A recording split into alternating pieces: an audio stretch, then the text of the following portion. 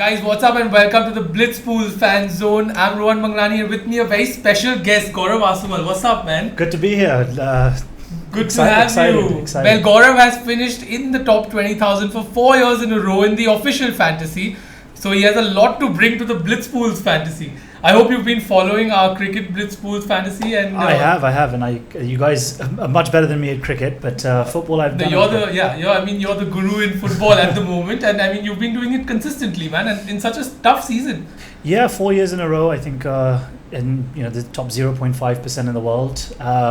But it's something I love, and I think you love sport as well. And I'm always actually asking him for tips in terms of fantasy and all that. Yeah. But it's great. Okay, so guys, we are going to talk about two segments, Gaurav, today. Obviously, one is your team, which is playing a final after how many years?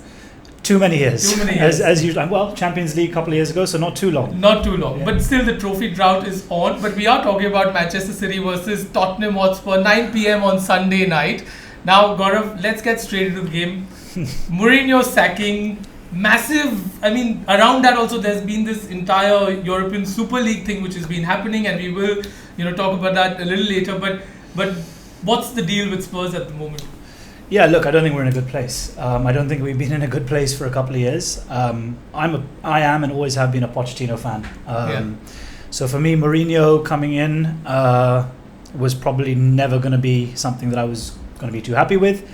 And I think we've been on a downward spiral for the last couple of years. Having said that, I think we overachieved when Pochettino was around as well. But look, I don't think we're in a great space, especially with the sacking and the uncertainties before the final. Yeah, but there was so much. I mean, 17 months ago when Mourinho did come in, I think there was a buzz. That it seemed like the right decision to take Spurs from where they were to a much higher level. So, and the transfers also happened. I think Spurs had a very good transfer season. You got in some good players, got in Bale, Højbjerg. Højbjerg, a fantastic buy. Yeah. Bale, I think it was probably just a hope that he would come back to what even a percentage of what he was. But look, I think we're years on, and I think he's older.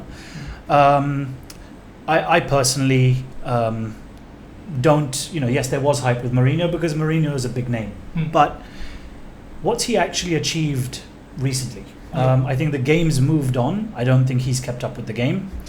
I think it's important for us to understand that his great days were at Chelsea. Yeah.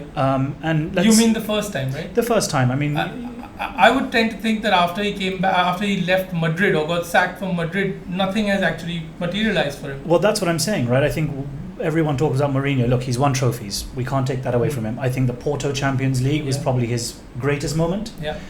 The Milan Champions League was another great moment.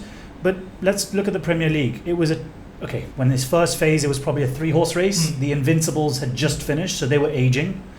When you talk about the United, they were also aging towards his second stint for sure, and even his first. So ultimately, it was a 2-3-horse race that he's gone and won with Chelsea with billions of dollars behind him. Yeah. In Real Madrid, it's always been a 2-horse race.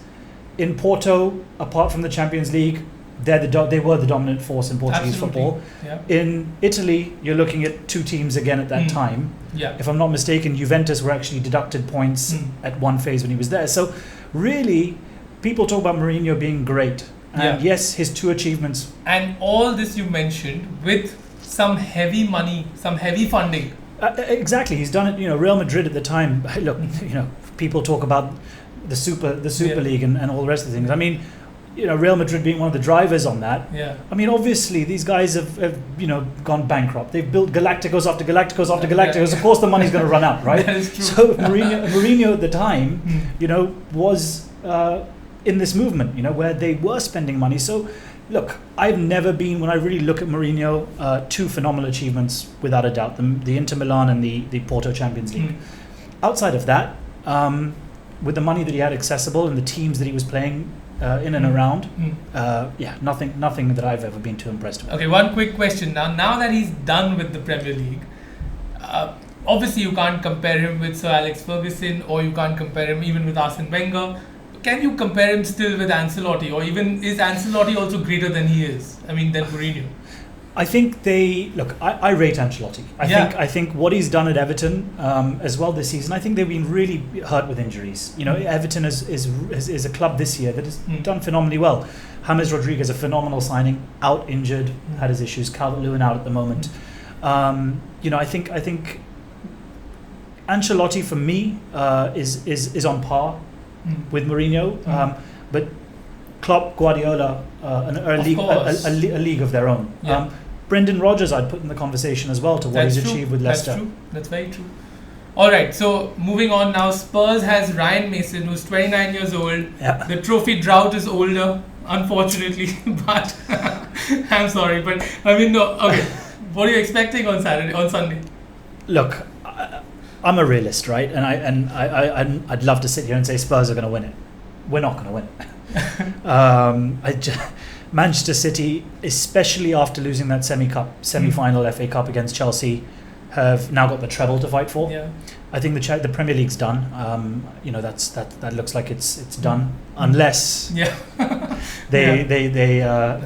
FA come in and do something drastic. Well, I mean that's another. Yeah, I'm expecting a comfortable 3-1 City win. If I'm being just completely a realist here. Well, 3-1 City win it is. And guys, don't forget, in the next segment, we are talking about our teams.